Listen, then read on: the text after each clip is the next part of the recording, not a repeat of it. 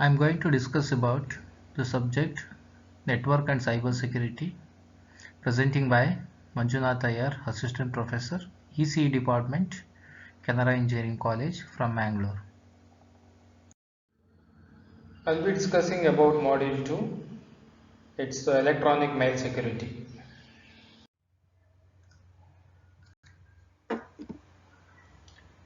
So in today's lecture, I'm going to deliver my speech about MIME specifications and header fields. So MIME is having specifications, few specifications. What are those specifications? And MIME header fields. So MIME is headed by totally 5 header fields. So about these 5 header fields I am going to discuss in detail. So not all the 5 header fields. So among the 5 header fields, the important field that we need to understand is MIME content type. So this is one of the MIME fields. So, it's headed by MIME header. So another field of MIME header is MIME transfer encoding. So I'm just going to discuss in brief about MIME specifications and header fields, 5 header fields, and in detail. So only 2 header fields of MIME.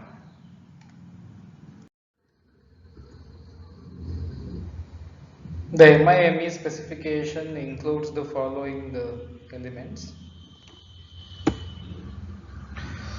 So as earlier discussion, we know in early when the email is introduced, it was not able to send a message which is in the form of other than ASCII format.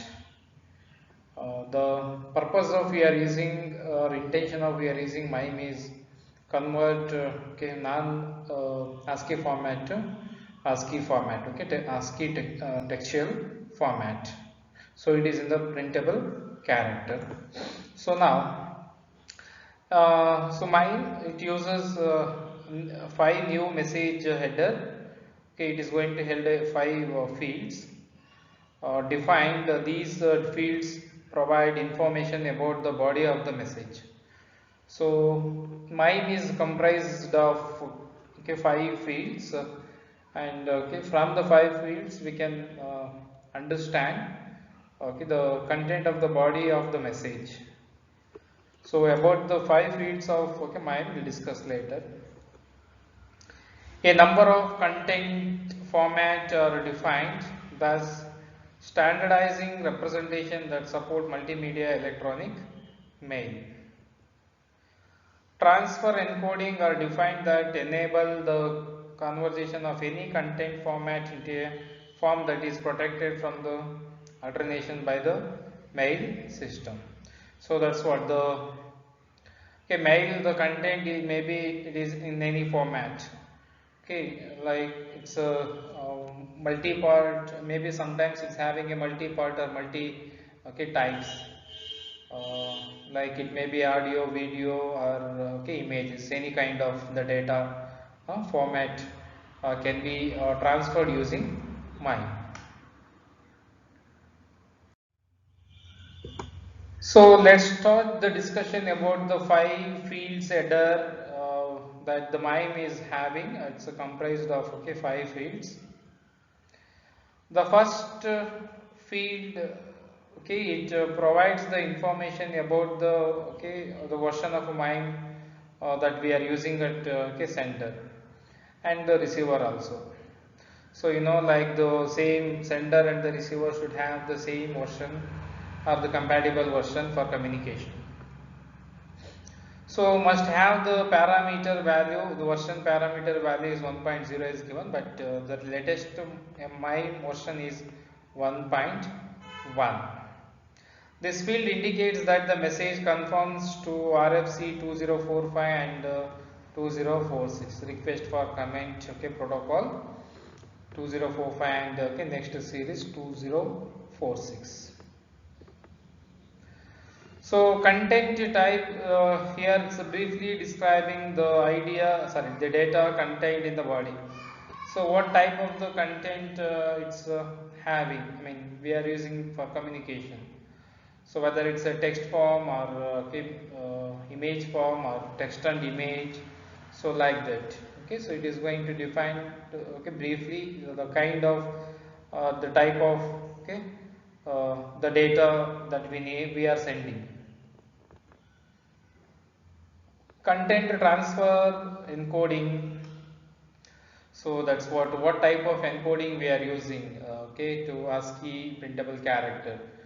So in the previous in earlier session, just I told you the encoding technique of uh, 7 ASCII format, MIME technology that we are using to convert, the Radix 64 technique that we are using to convert binary data to ASCII printable character.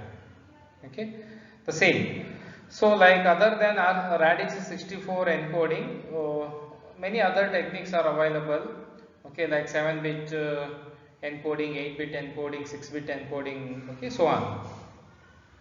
In my earlier discussion, okay, we were using 6-bit encoding. Okay, we are using 6-bit encoding technique to convert binary data to ASCII printable character, and so that was Radix 64 encoding.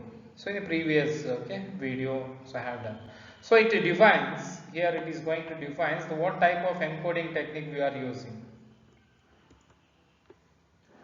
So content ID is used to identify MIME entities uniquely in multiple contexts. So each the message we are going to during a communicating a message, for each message we are assigning unique ID, so that the receiver is going to collect all the messages and is going to arrange the message according to the the ID that we are given to the message. The last field of MIME is content description. So here it's just going to second field, it's just going to define the type of the body of the message, like it's a whether it is a text format or text format along with any other format. But here content description, so briefly it is going to describe so the content or the body of the message is being transferred. A text description of the object with the body, this is useful when the object is not readable. Example, audio and audio data. So these are the 5 fields. MIME is having 5 field headers.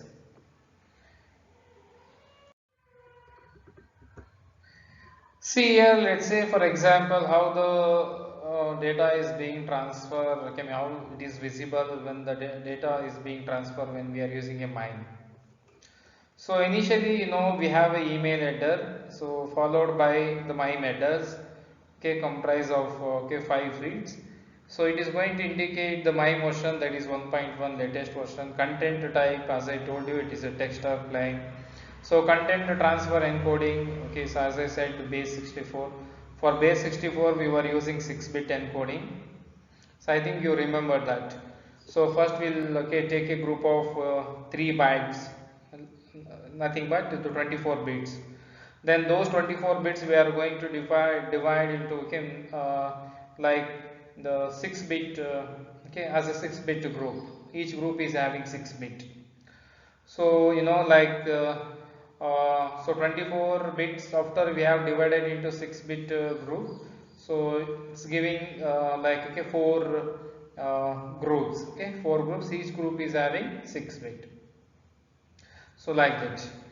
So content ID, the message ID, whether it is message ID is, it may be 1, 2, 3, anything. Numerical number. Content description, it's a content unformatted text. So next, the email body of the message that we are trying to send.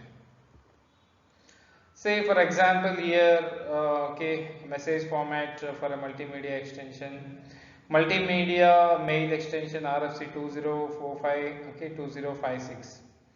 This is an example out of the box, okay, our syllabus. Additional lines in message header declared my content type. Okay, let's see here. So who is the sender mail address, and to whom we are sending. Okay, receiver address, and what is the subject. Subject is, okay, picture of, okay, yummy crepe. So it's a subject. Then it's a like email header. It's a email header. So followed by like the my headers. My header is having the version 1.1, but here it is given 1.0. I think it is old version. So method used to encode the data content to transfer encoding, that is base 64. Okay, content type, that is whether text or line is missing here, but okay, for your information, content type, yeah, here it is. Okay, after it is followed by content type, image or JPEG. Okay, so what type of image it is? Image, or it's like JPEG or PNG. Then content description, content, okay, unformatted text, so that is missing actually. So this is like the MIME header is not visible, okay, during our normal communication, but we can see, okay, from to, and like the subject and the email body. This is for security purpose we are using. Okay, suppose if MIME or SR MIME is, okay, we have installed or we are using that technology for communication, so might be so it is visible, so we can see all these okay things. So this is an example. Okay, this is an example how the, okay, mail is being transferred from the sender to the receiver. So it uses mainly the my headers. So it's having 5 fields. Okay, so I have explained about the 5 fields. Okay, how they are. I mean the content of the each of field. So next, MIME content type. So I'm going to discuss about the in detail, like, okay, in out of or among the 5 MIME headers. So content type is one of the field. Okay, one of the field of MIME header. So MIME is going to support for a different, okay, content type or multi-part. So how many types or, okay, parts it is going to it's going to support is, this is text actually, here it is missing text, 1 2 3 4 5 6 7. Okay, so totally 7 types are going, different type, I mean different okay, content type is going to support by MIME. So here for a text type, subtypes are mainly two, whether it may be a plain text or HTML type. Okay, plain is unformatted. So HTML is HTML format. We know the hypertext, okay, mail link, I think. So multi-part. So it may be having one more type. It's going to support for one more type. It's a multi-part. So first type is subtype is mixed. Body contains ordered parts of different data types. Let's say for example I have a different types of data need to be sent, alphabets, numerics, and, okay, any special characters. So it's like it's going to, okay, define in which order the different data need to be sent. Like first alphabets, then like numericals, and okay, third one is maybe any special characters. Okay, if it is having. So order is defined. So parallel, same as above but without order. So parallel, it's like the same order. It is going to support for multiple different types of, okay, data. But here we are not going to follow any okay, order. So all the different type of, okay, characters or message we can send parallelly. So there is no order. So digest similar to the mixed, but the default is message RFC 822. So alternative parts are different version of the same message. The same message can be sent in a different version. Okay. So this is a multi-part type is going to supported by MIME. So other one is message. Okay, type is message. Subtypes are RFC 822, partial, and external body. Body is an encapsulated message. Okay, so we are going to encapsulate the message because the message should not encased by unauthorized person. So partial body is a fragment of a larger message. So whole message we are not able to, I mean we are not sending it, or we are not okay able to view it, but only like the fragment of the larger message we are able to view the message. Say for example, when we are sending a message, hyperlink message. Let's say for example in WhatsApp, we used to send some like HTML link, for any news. If you want to share, we'll share the hyperlink, no? So after we are sharing that, just so what is the headline, or what is the main news, the main news or headlines of that news is visible. If you want to see in detail, or if you want to go through each and every lines of the message, we want to view the message, means we need to click on the link, particular link. So then we are able to read the message. So next, external body is a reference to another message. It's a body where if we go to that message, so it goes to like another message. So this is a message type is supported by, this is how the message type is supported by MIME. So image also is supported by MIME, different types of images like JPEG and GIF, and PNG is not possible here. So video, what type of video is supported by MIME? So only MPEG. So any video other than MPEG format is not going to support it. So audio, it's a basic subtype of audio is going to support. Description is a single channel encoding of voice at 8 kHz speed. If any voice is frequencies other than 8 kHz, no. So MIME is not going to support. Application type is PostScript application, is going to supported by MIME, and octet stream. So generally binary data 8-bit bytes. So octet or octal gives the same. It's a group of 8 bits. So finally we came to know that so MIME, so what are the different types of data it is going to support. It's going to support, basically there are 7 type of messages, and the subtypes also we came to know. So any content type, so any content which is other than this type, so MIME is not going to support. MIME is not going to support. So in a single time or at a time we can send multiple part or multiple content type. So we can send image along with the text message, or we can send image, we are able to send image along with the video and audio. So that is also possible. So another field header of MIME is transfer encoding. I think this is the third field of MIME header. So what type of encoding, which particular type of encoding we are using to convert the data from other than ASCII format to NVT 7-bit ASCII format to NVT format to ASCII format. So the data which is not in the form of 7-bit ASCII format is video, audio and images. And so as we have discussed earlier, we are using about the particular technique, base64 radix. It's one type of encoding where we are using that technique to convert the data from binary data to the ASCII printable character.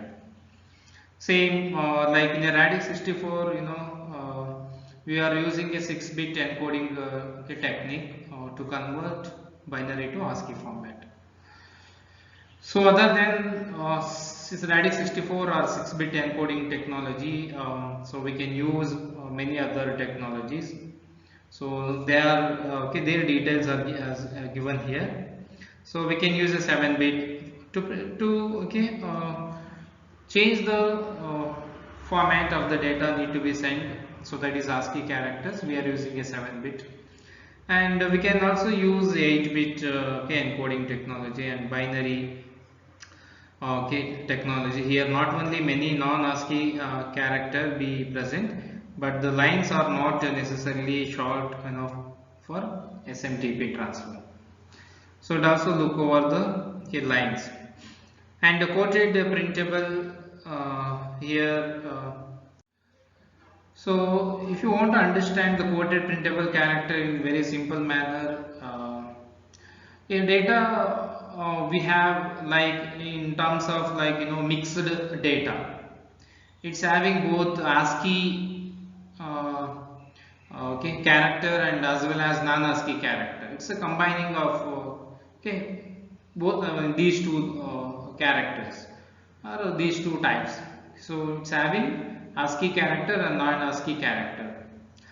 So here quoted printable, it says about how we are converting non-ASCII character to ASCII character. ASCII character, and will maintain the uniformity. We are going to maintain the uniformity in such a way that the data that we are sending, so that should be all the data should be in ASCII character only. This is all about the quoted printable. So base 64, no need to explain here. We are using 6-bit. Sometimes we are using 6-bit blocks from the 8-bit blocks. Okay, so 8-bit blocks we are going to rearrange as a different blocks. Each block is having 6-bit. This is earlier discussion.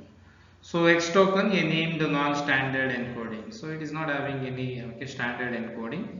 So we can follow any other encoding technique to convert non-ASCII character to ASCII printable character. So like while we are sending this has to be mentioned, transfer encoding need to be mentioned.